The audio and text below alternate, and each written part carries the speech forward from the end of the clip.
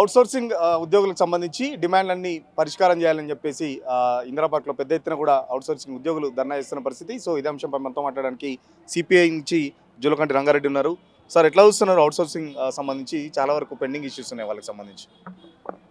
Outsourcing ఉద్యోగులు గత 10, 15, 20 సంవత్సరాల కాలం నుంచి తక్కువ వేతనాలు తీసుకొని వాళ్ళు పనిచేయటం అనేది జరుగుతూ ఉన్నది.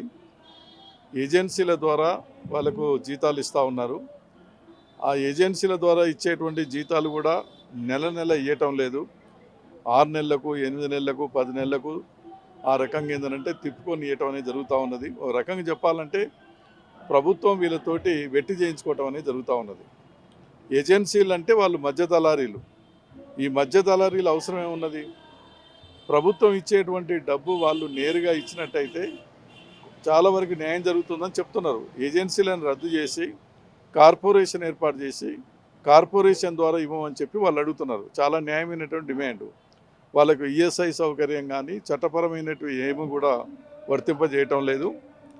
ధరలు పెరుగుతున్నా కూడా కానీ 2001 నుంచి ఇప్పటి వరకు ఒక్క రూపాయి కూడా వాళ్ళకి పెంచలేదు. సుప్రీంకోర్టు ఆర్డర్స్ కూడా ఉన్నాయి, సమాన పనికి సమాన వేతనం ఇవ్వాలని చెప్పి. వీళ్ళతో పాటు పనిచేసే వాళ్లకు 50,000, ₹1,00,000 వరకు శాలరీ తీసుకుంటా ఉంటే వీళ్ళకి మాత్రం ఆ రకంగా తక్కువ వేతనాలు మధ్యన దళారీలను పెట్టి ఇవ్వటం అంటే ప్రభుత్వమే వీళ్ళతోటి వెట్టి చేయించుకోవడం అనేది జరుగుతుంది. కాబట్టి ఇప్పటికైనా గత ప్రభుత్వంలో 10 సంవత్సరాల పాటు వాళ్ళు అన్యాయం చేశారు. వీళ్ళందరూ కూడా తెలంగాణ ఉద్యమంలో పాల్గొన్న వాళ్ళే. తర్వాత వాళ్ళకు మాటలు చెప్పారు, నమ్మిచ్చారు. వాళ్ళు చేయకుండా వాళ్ళు చేయలేదు కాబట్టి వీళ్ళందరూ కూడా ఆగ్రహంతో వాళ్ళని దించేసి తర్వాత ఇలా వీళ్ళని అధికారంలోకి తీసుకురావడం జరిగింది.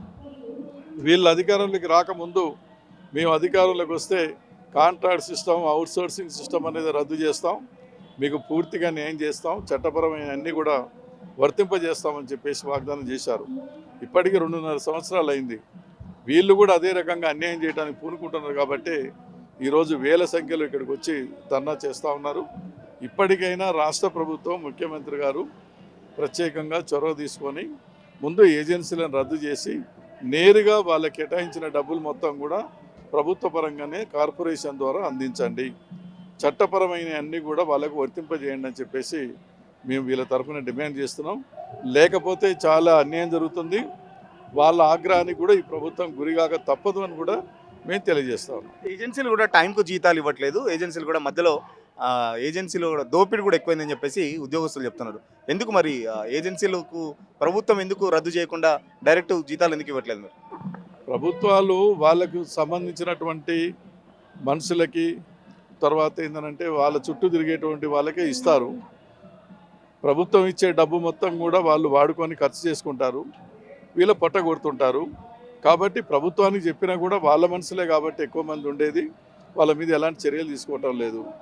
అందుకనే ఇది ప్రభుత్వమే ఇవాళ వాళ్ళ పొట్ట కొట్టడానికి, వాళ్ళని దోపిడీ చేయడానికి సిద్ధమై ఉంది. కాబట్టి ఏంటంటే ప్రభుత్వందే బాధ్యత ఇది. ప్రభుత్వం తలుచుకుంటే ఏదైనా చేయొచ్చు. ఏజెన్సీలను రద్దు చేసి కార్పొరేషన్ పెట్టవచ్చు, నేరుగా ప్రభుత్వమే వాళ్ళని ప్రభుత్వ ఉద్యోగులుగా గుర్తించి నేరుగా ఇవ్వచ్చు, ఏదైనా చేయొచ్చు. కాబట్టి ప్రభుత్వమే కావాలని వాళ్ళకి అన్యాయం చేస్తుంది, వాళ్ళ పొట్ట కొడతా ఉంది. ఆ ఆలోచన మానుకొని ఇప్పటికైనా కూడా వాళ్ళకు పూర్తి స్థాయిలో న్యాయం జరిగే విధంగా వాళ్ళ యొక్క డిమాండ్స్ అన్ని కూడా అంగీకరించి అమలు చేయాలని కోరుతున్నాం. వీళ్ళకిళ్ళుగా పనిచేస్తున్న ఉద్యోగ భద్రత లేదు, ఒక ఈఎస్ఐ ఫెసిలిటీ ఉండదు, లేకపోతే కనీసం హాస్పిటల్కి వెళ్ళకుండా పరిస్థితి బాగాలేదని చెప్పేసి కూడా చెప్తున్న పరిస్థితి.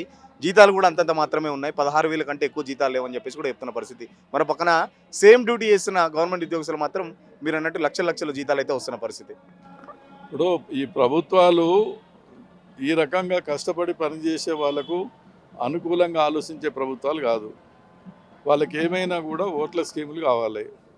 ఓట్లు రావటానికి ఏమేంటి స్కీములు పెడితే మనకు ఓట్లు వస్తాయి, తర్వాత మనం లాభపడతాం అనేది ఆలోచిస్తాం. అధికారం అనేది ముఖ్యం తప్ప నిజంగా కష్టపడేటువంటి వాళ్ళకి ఇవ్వాలనేటువంటి ఆలోచన వాళ్ళకు లేదు. ఉద్దేశపూర్వకంగానే కావాలనే ప్రభుత్వం ఏంటంటే అన్నీ తెలిసి కూడా వాళ్ళకి అన్యాయం చేస్తున్నది, అది స్పష్టంగా అర్థమవుతూ ఉంది. కాబట్టి ఎవరైతే అన్యాయానికి గురవుతున్నారో, ఎవరి మీదనైతే దోపిడీ చేస్తున్నారో, అన్యాయానికి గురయ్యే వాళ్ళందరూ ఏకమై పోట్లాడితే న్యాయం జరుగుతుంది. దానికి పరిష్కారం పోరాటం ఉద్యమం తప్ప మరో మార్గం లేదు. పైరవులు చేస్తే వాళ్ళు వినే పరిస్థితులు లేరు కాబట్టి ప్రభుత్వం మీద బలమైన ఉద్యమం బలమైన పోరాటం చేస్తేనే వాళ్ళకి న్యాయం జరుగుతుంది. అదే పరిష్కారం. అప్పుడు మాత్రమే వాళ్ళు చేస్తారు. కేంద్రంలో ఉన్న ప్రభుత్వం మరీ అన్యాయంగా ఉంది. వాళ్ళు కార్మిక వ్యతిరేక చట్టాలు తీసుకొచ్చారు. ఇప్పుడు 8 గంటల పని కాదు 12 గంటలు మరి పని చేయాలి. మీరు సంఘాలు పెట్టుకోవడానికి వీల్లేదు, సమ్మెలు చేయడానికి వీల్లేదు అనే పద్ధతిలో చాలా దుర్మార్గంగా ఆ ప్రభుత్వం కూడా ఉంది. ఈ ప్రభుత్వాలు మొత్తం కార్పొరేట్ వాళ్ళకి, కాంట్రాక్టర్లకు, మధ్య దళారీలకు మరి మొత్తం శ్రమ దోపిడీ చేసి వాళ్ళకి దోచిపెట్టడానికి ఉన్నది తప్ప వాళ్ళని బాగు చేయడానికి కాదు.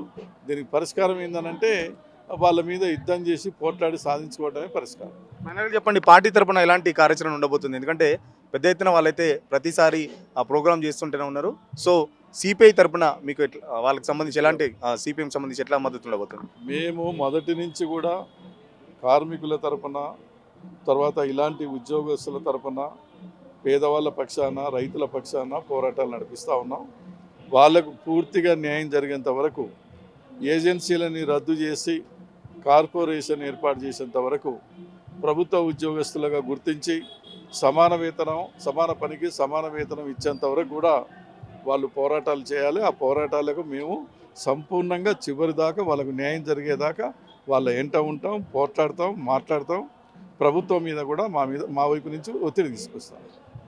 ఖచ్చితంగా ఏజెన్సీలకు సంబంధించి ప్రభుత్వానికి సంబంధించి ప్రభుత్వ మనుషులు అంటే ప్రభుత్వం దగ్గర ఉండే వాళ్ళకే ఏజెన్సీలు ఉంటాయి. సో ఏజెన్సీల మీద ఎలాంటి ఒత్తిడి ప్రభుత్వం చేయదు. సో వీళ్లకు పోరాటాలు మాత్రమే శరణ్యం. ఖచ్చితంగా ప్రభుత్వం దిగే వరకు ఏదైతే అవుట్సోర్సింగ్ ఉద్యోగస్తులు ఉన్నారో వాళ్ళకి సంబంధించి పోరాటాలు చేస్తే తప్ప వాళ్ళ డిమాండ్లు అయితే నెరవేర్చిన పరిస్థితి ఉంటుందని చెప్పేసి చెప్తున్న పరిస్థితి. సో సిపిఎం తరపున కూడా ఎప్పటికప్పుడు అవుట్సోర్సింగ్ సంబంధించిన ఉద్యోగస్తులకు మా పోరాటం మా అండాదండా ఉంటుందని చెప్పేసి జూలకంఠ రంగారెడ్డి చెప్తున్న పరిస్థితి. వీడియో జర్నలిస్ట్ సతీష్, సురేష్ తొలివేలు కోసం, హైదరాబాద్. అసలైన తొలి వెలుగు. ఫాలో వాట్సాప్ @తొలి వెలుగు official.